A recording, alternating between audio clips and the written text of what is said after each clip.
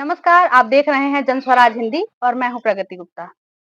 अभी मेरे साथ मौजूद हैं एक समाज सेवी और समाज के विषय में चिंता करने वाले सिद्ध बर्णवाल जी और मैं इनसे बात करूंगी एसआईआर के बारे में। सर, सबसे पहले स्वागत है आपका हमारे चैनल में। हाँ, बहुत बहुत धन्यवाद आपका भी कि आपने हमको अपने इस चैनल में बोलने का अवसर दिया। धन्यवाद प्रगति जी। सर, आपका एसआईआर पे क्या राय है? अभी एसआईआर जो है 2-3 महीने पहले बिहार में चुनाव था, तो बिहार में चुनाव के थोड़ा ही दिन पहले भारत सरकार ने बिहार में एसआईआर कराया, जो मात्र 1 महीने में ही उसको कर लिया गया, जिसकी वजह से बहुत सारी समस्याएं हुई हैं। अब वही एसआईआर अपने उत्तर प्रदेश में और पूरे भारत के 9 राज्यों में और 4 यूनियन टेरिटरी में होने जा रहा है। तो गवर्नमेंट ने मात्र 1 महीने का ही मौका दिया, जबकि यूपी में कोई चुनाव नहीं हो रहा है। इसको चाहे तो 6 महीना में भी कर सकती थी, साल भर में भी कर सकती थी, लेकिन गवर्नमेंट ने 1 महीना का ही समय दिया है। और यहाँ के लोगों में कोई जागरूकता नहीं है, राजनीतिक पार्टियों में कोई जागरूकता नहीं है, जनता में कोई जागरूकता नहीं है। वर्तमान में एसआईआर में हो क्या रहा है कि सरकार ने जो हमारा वोटर लिस्ट है उसको एकदम खारिज कर दिया है और नए सिरे सब काम करने जा रही है। 4 नवंबर से ही यह प्रक्रिया शुरू हो गई है उत्तर प्रदेश में, अपने हाटा में, अपने कुशीनगर में, लेकिन कोई भी बीएलओ, कोई भी कुछ भी मतलब एक्टिव नहीं है, न कुछ सामने आ रहा है। और जनता को इस जानकारी के अभाव में अपने वोट से जो है वंचित रह जाना पड़ेगा, ये समस्या है। सर, एसआईआर सबसे पहले हमारे दर्शकों को बताइए कि एसआईआर और एडीआर क्या है? एसआईआर ऐसा होता है कि जैसे हमारा वोटर लिस्ट है, तो सरकार जो है बार बार पुनर्निश्चित करती है।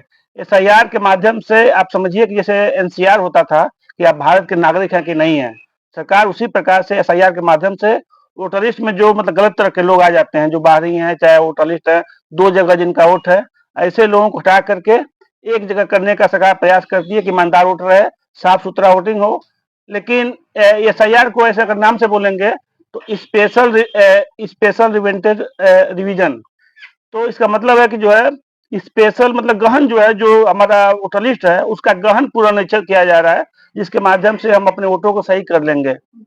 अच्छा, तो इससे आपको मतलब आपको या फिर आम जो जनता है, उनको समस्याएँ क्या-क्या आने वाली हैं? आप बता रहे हैं चूँकि 1 महीने के अंदर सारी चीज़ें होने वाली हैं, तो जो बाहर हैं, विदेश में रहते हैं या फिर अपने अपने राज्य से बाहर हैं, उनका कैसे कार्य ये सारा चीज़ होगा, एक बार मुझे बताइए? यही मेरा सवाल है सरकार से कि आपने कह दिया कि 1 महीना में ही करना है, ऐसी है तौबा क्यों? यह चीज साल भर में भी आराम से कर सकते हैं। बीएलओ के ऊपर आफत आ जाएगी, बीएलओ 1 महीना में अपना सारा काम धाम छोड़ करके इस काम में लग जाएंगे। जो बंबई में होंगे उनको आकर के यहाँ पे साइन करना पड़ेगा, जो अरब में होंगे उनको आके साइन करना पड़ेगा। अगर वो नहीं आ पाते हैं तो उनका वोट जो है काट दिया जाएगा। तो ऐसी क्या आफत मची हुई है कि आप 1 महीना में ही सब काम करना चाहते हैं? इसको आराम से धीमे धीमे भी किया जा सकता है। और हम अपने लोकल स्तर पे देख रहे हैं 4 नवंबर से ही यह प्रक्रिया स्टार्ट हुई है, लेकिन जनता में, नेताओं में, राजनीतिक पार्टियों में, पत्रकारों में भी कोई जागरूकता हमको नहीं दिख रही है। और 1 महीना में भी यह हो जाएगा। अब बहुत सारे लोगों का नाम वोटर लिस्ट में से कट जाएगा, अब बाद में वो आके हल्ला मचाएंगे कि मेरा वोट कट गया, मेरा वोट कट गया। तो हम इस चीज के माध्यम से जनता में जागरूकता फैलाना चाहते हैं कि जनता जागरूक हो जाए, जान जाए कि अभी कुछ चीज है जो भारत सरकार द्वारा किया जा रहा है। राहुल गांधी ने भी निर्वाचन आयोग पर और चुनाव आयोग पर बहुत सारे सवाल इसको लेकर उठाए और बहुत सारे मुद्दे इनके भी बने। इस पे आप क्या कहना चाहेंगे? हाँ, सच्ची सच्चाई है कि एसआईआर होने के बाद भी बहुत सारी धांधलियां दिखाई दे रही हैं। बिहार में बहुत लोगों ने कहा कि मेरा वोट जो है, मैं जिंदा हूँ, मैं वोटर हूँ, मेरा वोट जो है काट दिया गया। हम इसीलिए प्रयासरत है हमारे वहाँ ऐसे वोट को मतलब फर्जी तरीके से न काटा जाए, जो वास्तव में वोटर है उसका वोट रहे बच्चे, और जो गलत लोग हैं उनका वोट हट जाए। एक और मैं बात कहना चाहता हूँ कि सरकार जो है एक ही आदमी का वोट हाटा में भी है, गांव में भी है, दोनों जगह है, दोनों जगह वोट मार लेता हो। सुनने में आ रहा है कि एक ही वोटर है वो बंगाल में जाके वोट मार दे रहा है, बिहार में जाके मार दे रहा है, दिल्ली में जाके मार दे रहा है। जब तक आधार कार्ड और वोटर को लिंक नहीं किया जाएगा तब तक धांधलियां होती रहेंगी। और ये डर लगता है सरकार जानबूझ करके अपने वोटों को तो आगे बढ़ाती है और विपक्षी वोटियों को जो है काट देती है, यही इस बात का डर रहता है। सर, आप एसआईआर को लेकर एक बैठक करने वाले हैं 16 नवंबर को। उस बैठक के लिए आपको प्रेरणा कहाँ से मिली और क्या मकसद है उस बैठक को रखने का? बैठक का यही उद्देश्य था कि 4 नवंबर से अपने उत्तर प्रदेश में एसआईआर लागू हो गया था। हम इस बात को इंतजार किए कि कहीं पेपर में आवे, चाहे कोई जागरूक हो, चाहे कुछ भी, कहीं से कुछ, न पत्रकारों में न मीडिया में कुछ नहीं दिख रहा था। और मेरी बेचैनी बढ़ती जा रही थी कि जैसे बिहार में हुआ, बहुत जनता निकल के रोडों पर आई और कह रही थी मेरा वोट कट गया, मेरा वोट कट गया। हमको लगा कि हमारे भी क्षेत्र में जनता का वोट जो है कट जाएगा। इस चीज से बचने के लिए हम जनता में जागरूकता के लिए अपने हाटा में 16 तारीख को एसबी लॉन पर सारे पार्टियों की बैठक, उसमें आम जनता, पत्रकार, वोटर सभी लोग आए। 100 की संख्या में लगभग व्यवस्था किया जा रहा है और सबकी बातों को सुना जाएगा। हर पार्टी से 5-5 लोगों को बोलने का अवसर दिया जाएगा और वहां करके इसके विषय में बताएं, जनता को जागरूक करें। और यह राजनीतिक पार्टियों का दायित्व भी है, क्योंकि सरकार कहती है कि जो गांव के बीएलओ हैं, जो बूथ लेवल पे जो लोग रखते हैं, उनका दायित्व तो है कि अपने वोट को बचावें। वो आकर के, तो राजनीतिक पार्टी में जब तक जागरूकता नहीं आएगी तो गांव के वोटर को बचाने में कौन आएगा। तो हम एक जागरूकता फैलाना चाहते हैं। नियम से यह मीटिंग एसडीएम महोदय को करना चाहिए था, ताकि जनता में सबको बताया जाए कि एसआई क्या है।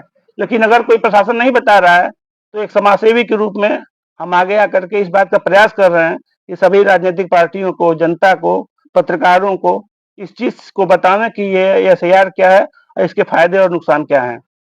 सर, आपने एक बात कही कि पत्रकारों को इसमें आगे आना चाहिए। सर, पत्रकारों का क्या योगदान होना चाहिए इसमें, एक बार मुझे बताइए? पत्रकारों का ये उदाहरण दीजिए कि 4 नवंबर से 1 महीने का एसआईआर है और गांव के लोगों को कुछ पता ही नहीं है।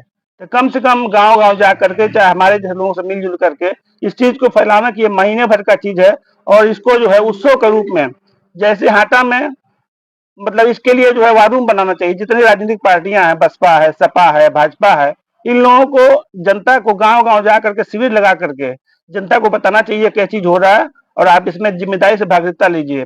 कोई बंबई है, कोई कलकत्ता, उसको नहीं पता है कि हमारे घर पे क्या चल रहा है। तो एक फेसबुक के माध्यम से, व्हाट्सएप के माध्यम से हम लोग जनता में इसकी जागरूकता को बढ़ावें कि अभी एक चीज है, इस पे ध्यान दिया जाए।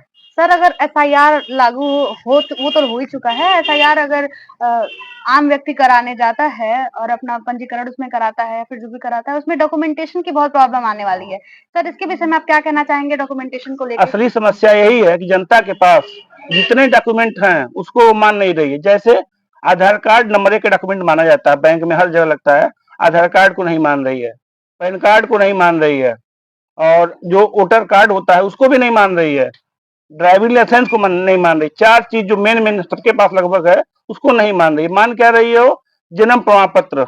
अब बता दीजिए भारत में कितने लोगों के पास जन्म प्रमाण पत्र बना है? बहुत लोगों के पास, हमारे घर में किसी का नहीं है। उसके बाद लगभग 11 डॉक्यूमेंट मांगा जा रहा है। ऐसे ऐसे चीज हैं जो जनता के पास है, ये नहीं है। इसके लिए उसको दौड़ना पड़ेगा। एक सबसे आसान चीज जो दिख रहा है, निवास प्रमाण पत्र है। आप बताए कितने लोग पास निवास पत्र? जो बच्चा फार्म भर रहा है परीक्षा के लिए उसके पास होगा, लेकिन जिनको नौकरी से मतलब नहीं है, जो महिलाएं हैं, गरीब हैं, अनपढ़ हैं, उनका तो भाई वोटर है, वोट है वो।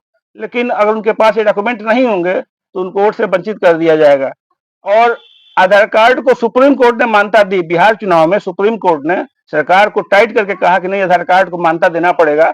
लेकिन फिर यूपी में आकर के उन लोगों ने आधार कार्ड को बाहर कर दिया। तो इसके लिए लड़ाई तो लड़ी जाएगी, लेकिन अभी तो फिलहाल हम लोग ये प्रयास में है कि जनता को जागरूक किया जाए। बहुत बहुत धन्यवाद सर आपका, और हमारे चैनल में इस तरह से एसआईआर के बारे में बोलने के लिए। आप इसी तरह देखते रहिए, आगे की अपडेट्स के लिए बने रहिए जनस्वराज हिंदी के साथ। मैं प्रगति गुप्ता।